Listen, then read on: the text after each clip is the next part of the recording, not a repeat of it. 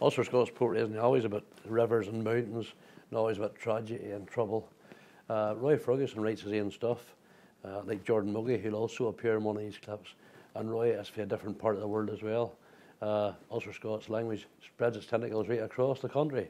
And with him here coming to us, we cut you down for a Friday, we want to have his own pieces of work where a whole narration going on, a whole lot of clattering and banging on who knows what. I think I'll let Roy himself tell you the story of what happened in the garage.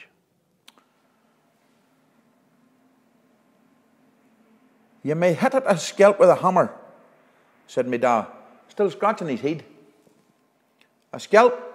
Hey, a tit or a wit," says my brother. "Sure, it's more a looter it needs." "Ah, you needn't come off for a looter, for you'll smash it completely to chaff.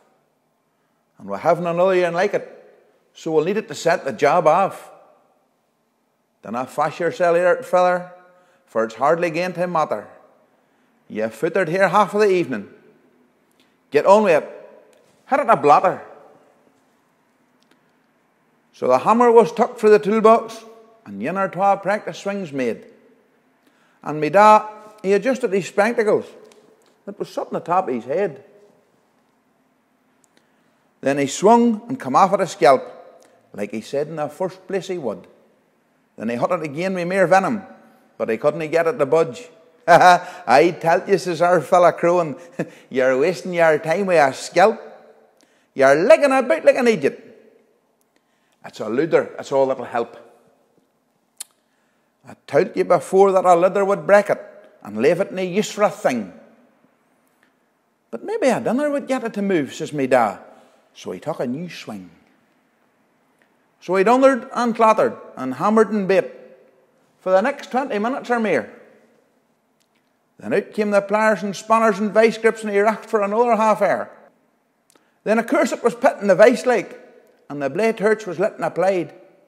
And when that didn't work, he pulled out the welder, and even more heat was tried. And it got to the point of cursing and swearing, and spanners been through on the floor. When all of a sudden the Hannlin was halted by a wee quiet knock on the door. And my wee nephew looked round the door cheek, and he says, "Granda, it's getting well late.